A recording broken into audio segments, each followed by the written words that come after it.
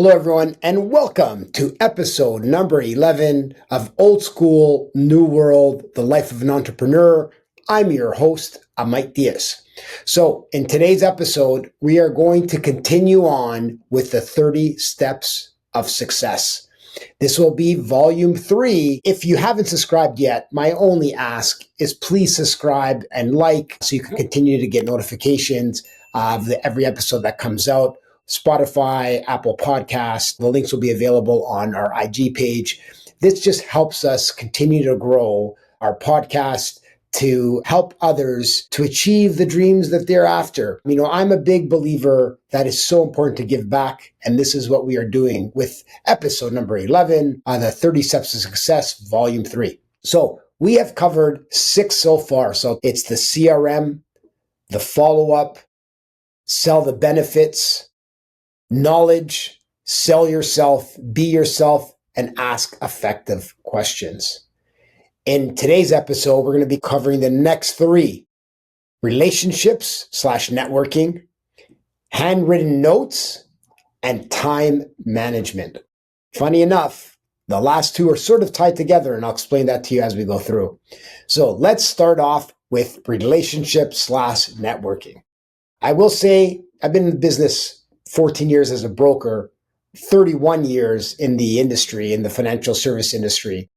And one thing I wish I had done better, did a really good job when I was at the banks, TD and Scotia, probably didn't do it as well when I became a broker.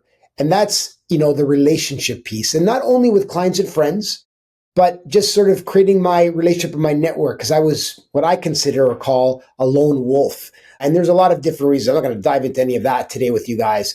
But it was something that if I could go back to my younger self to work on those early on, and that's just because it helps you build out what I'm now attempting to build is our brokerage, DNA Lending Group, the parent company of Old School, New World.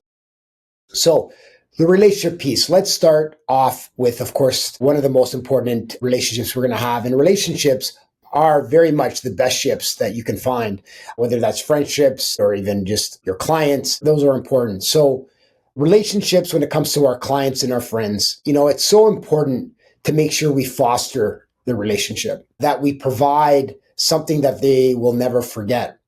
Because really, in our business and some of the success that comes from a referral-based business is having your clients and friends and to a degree your referral partners be your biggest advocates.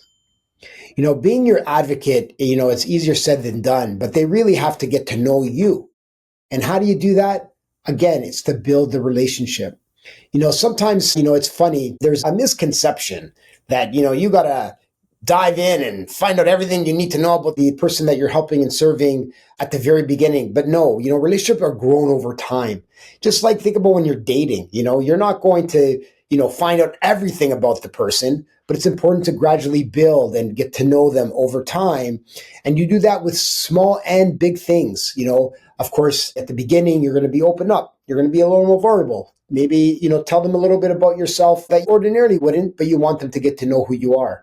Big things can be, maybe some wounds you may have suffered from as a child or something that you've identified and maybe something that's holds you back. You want to be open. That's part of the vulnerability. Taking those steps will help build the relationship you have with your client and your friends. Friends, we say friends, it could be acquaintances as well, and fostering them and nurturing them is, it could be something as simple as if you have a friend, you think about them for no real reason except they popped into your head. What I find that works really well and they really love it is, send them a text. Hey, Sam, I've been thinking about you. Just wanted to say hi. Hope you're well. Something as small as that goes a long way. But the key, like we've talked about, sell yourself, be yourself, the authenticity aspect of that step is you got to genuinely want to reach out and say hi for no reason. So that's really important. The other thing with clients and building the relationship, what you can do is, again, back to one of the other steps. So if you're starting to notice a pattern, they're all tied together. So one leads to the other one leads to another, and vice versa, and they go backwards in some degree. So when you're doing maybe a follow-up with your client, through your CRM that, they enjoyed a book or they were talking about starting a business, Do small things to continue to build on. Nothing to do with what you're selling as an entrepreneur, in our case, mortgages. It just has to do something with you took note, you remembered what came up, you came across something, and you found the time and you were willing and wanted to, from here, not from here to let them know, hey, I was thinking about you. I came across this. That happened to me when I was first building out my brokerage, late 2023, beginning of 2024. Certain individuals started to resonate with me. And I spoke to someone, Scott Peckford, in fact. Shout out to Scott if he's listening at all. He randomly sent me a book called Buy Back Your Time by Dan Martell. But funny a thing, how things line up. I was already thinking about things that was in the book. I read the book. It really accelerated. And what did I do in turn? I recently did it for an agent. I sent him this book. I sent it to a friend of mine who's in the automotive business. He started his own business, sent him the book, sent it to another entrepreneur who's an owner of F45 down on Lakeshore. Because it's not that I was looking to get anything out of them. I was really looking just to share what somebody shared with me. And that builds on the relationship. So you never know when someone's going to come across and, add some value. And that's the other thing, right? If you're looking to build on your relationship, clients, friends, personal, just be sure when you're reaching out in those ways, there's value you're adding. And that's why it's so important when you're building relationships, don't be building them because you're hoping to get something out of them. You're only doing it because you want them to help. You're expecting something back from them. The expectation of getting something back, to be honest, it should be zero. You should never expect anything in return. Just, gratitude, respect. They don't even have to like you, but, the hope is they'll respect you because you're doing things with integrity. You're doing it from the heart. So those are really important to keep in mind as you go through building the relationships. And then, of course, relationships are tied to networking. Being a lone wolf, like I said earlier, for me, it was comfortable. And I've said it's important to get comfortable with being uncomfortable and networking. So I was a lone wolf. So I felt, I can't go to these seminars or these presentations or these other things that were happening where networking takes place because I was on my own.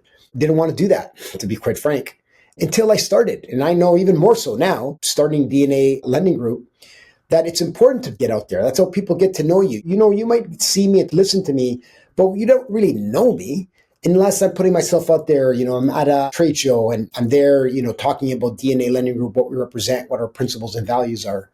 So networking is an important part in any real industry, especially the mortgage industry.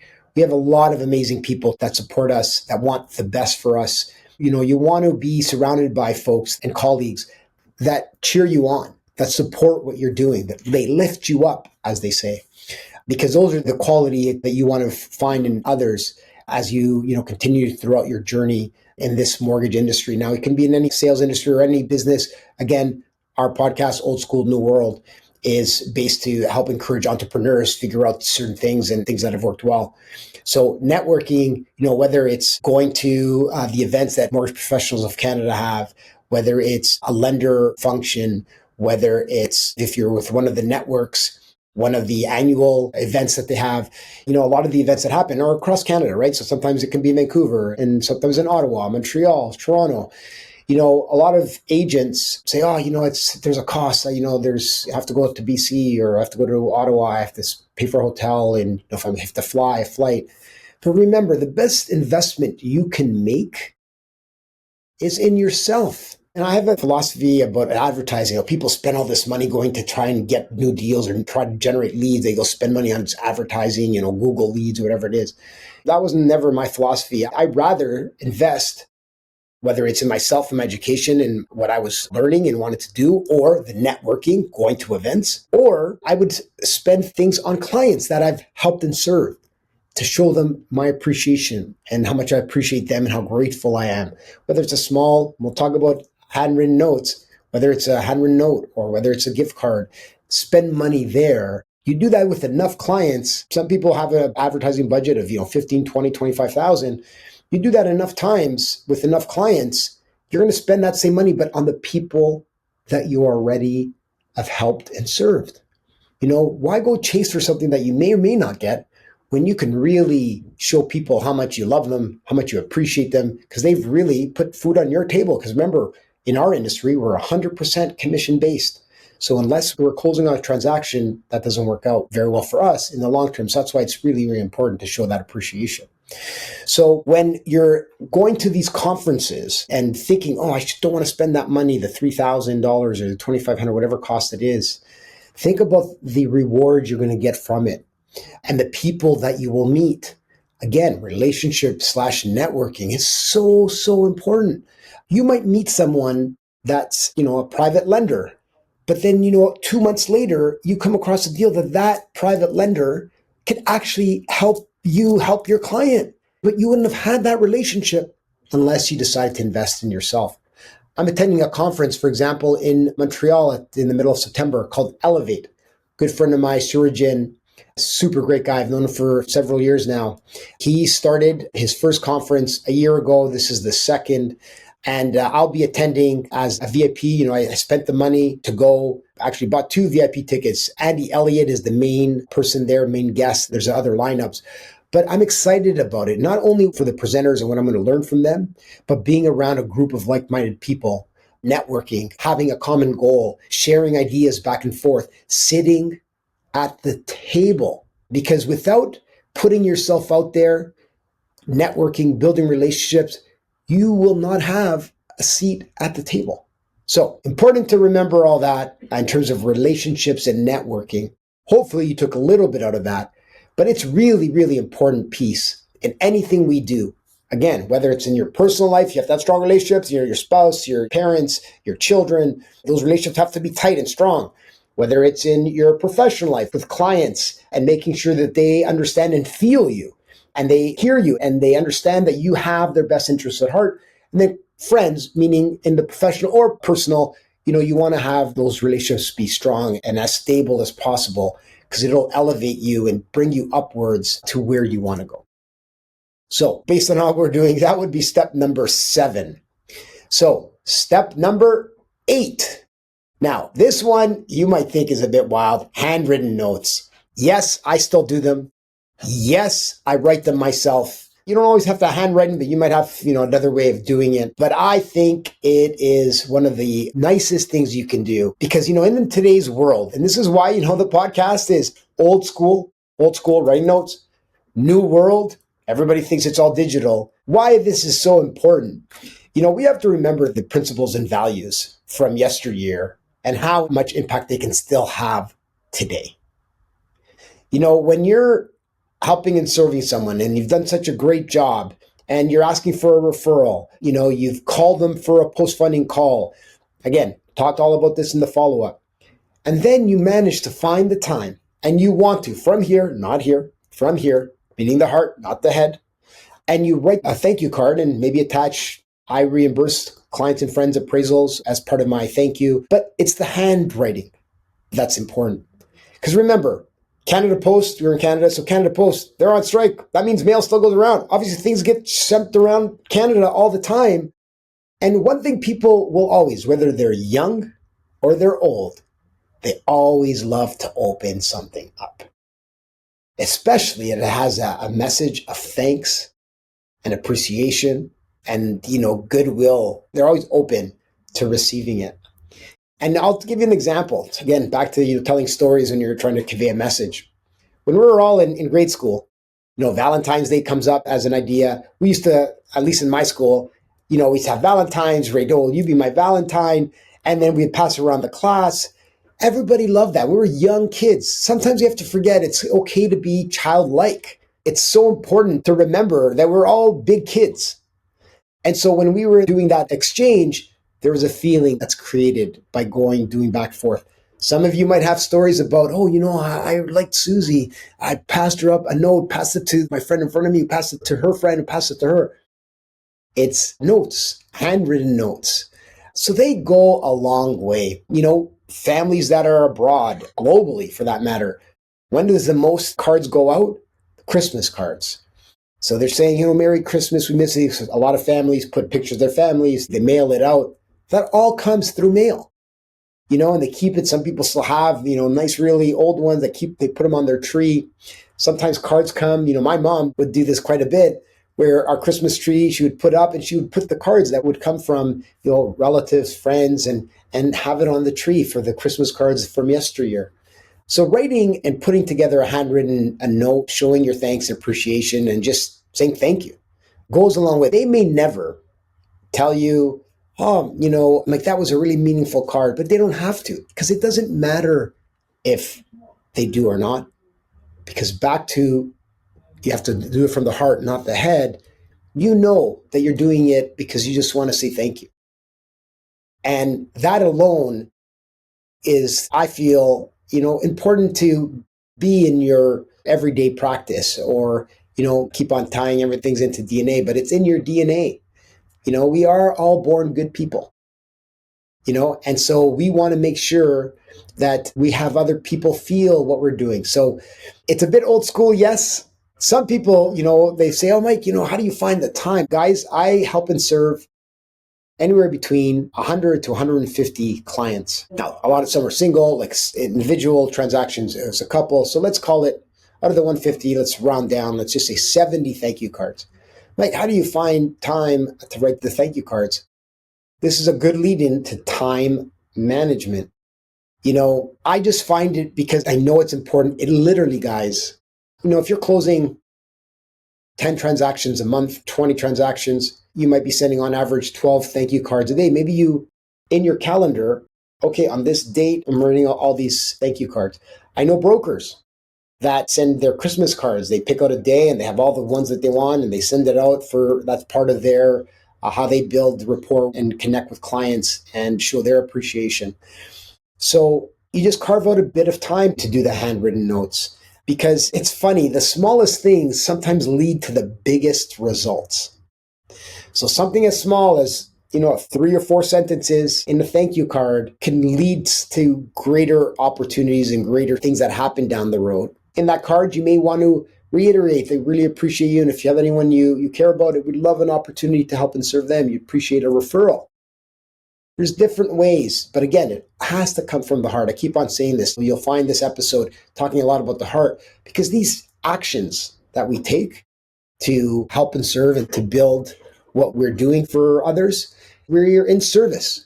And so it always has to come from the right place. So let's push into time management. Talk a little bit about that. For all the young entrepreneurs out there in any industry you're in, one thing that's really changed my business, and I'm just fortunate enough to have a great team around me. Melanie, who has started with me in 2018 as my associate, is now my executive associate. Sean, another amazing asset and amazing human for the business and myself personally.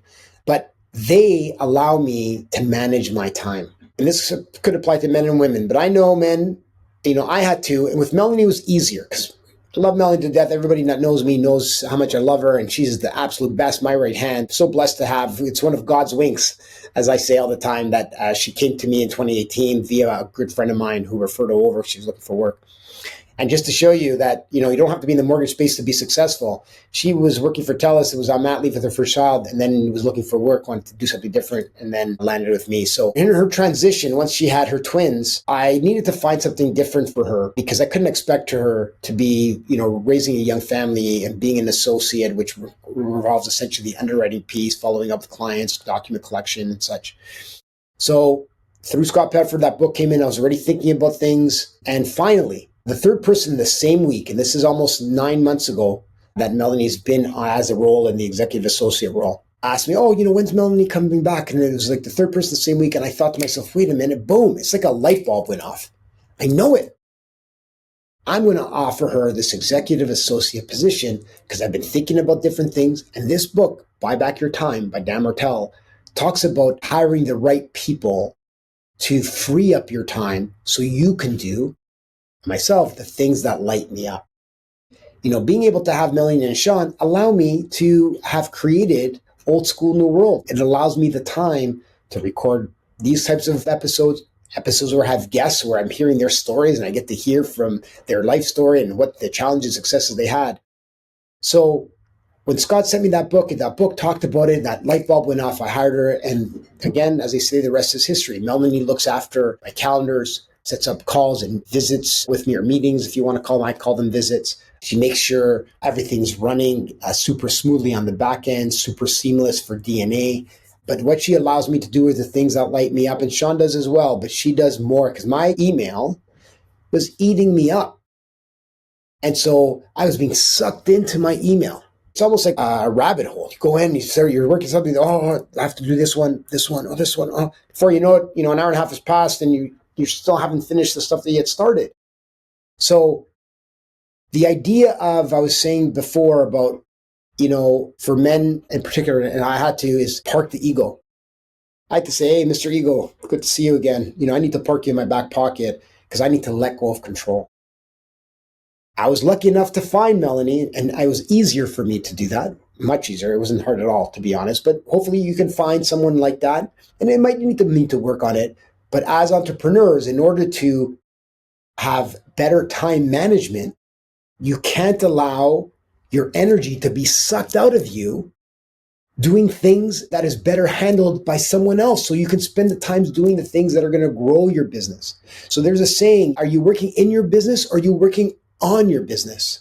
And when you're working in your business, you're doing all the things, the emails, the calendar, setting calls, taking calls, having discovery calls, all kinds of different things. You're not working on your business. So how do you do that? Find and surround yourself by individuals. And you don't have to have a business to hire. You can be a mortgage agent, 2-3 years in the business, you're starting to grow. You can hire an associate, someone to handle some of the paperwork, the document fulfillment. If you train them well, or maybe they can bring with them some experience of underwriting, they can do the underwriting piece and the fulfillment, because that will allow you then more time to do other things that are helping you to work on your business. Because remember, whether you're with DNA Lending Group, whether you're with another brokerage, whether you're with a network, you are an entrepreneur. You are your business. Yes, you have, your networks has branding, but you still are your business. There's very few I've found, and branding does help, don't get me wrong, in terms of, I've heard of, Mortgage Center Canada, I've heard of DLC, I've heard of, Mortgage Architects, Mortgage Alliance, Verico. But typically when you're being referred, they're not referring, Mortgage Center, DLC. They're referring Mike Diaz, Joe Smith, whoever it might be. They're referring the individual. So you have to work on your business. So bringing in the right people. You're not hiring for your business, you're hiring to grow your business, because you're going to be able to take things off your table. But again, it requires you to park the ego, because the ego is going to call. It's not like the ego is not around. It's going to call, hey, Mayor Mike, how you doing? It's the ego calling. Good to see you. Always pick it up if the ego calls. Always. And have the conversation. Oh, nice to see you. Yeah, I've dealt with that. I'm okay. You can, go back in the back pocket. And that will, again, help you manage your time. And energy will start to be in more abundance, because you're not spending all of your time and energy on something that doesn't serve you. You've now brought in good people that they can take and probably do better than you do. Melanie, I love her so much because she does really good. She's really good with managing those things. Then again, it adds to the layers of what I'm able to do, and the time management piece, along with having more energy to do those things, goes a long way. I can't stress that enough. So that's our episode for today. So episode number 11, volume number 3 of the 30 Steps of Success. We have covered relationships/networks, handwritten notes, and time management. As I said in the beginning, please, if you haven't subscribed, please subscribe and like to follow along. Share our podcasts, ask folks to subscribe. It would mean a great deal. Appreciate you guys a great deal. Thank you for tuning in and listening, and we'll talk again soon.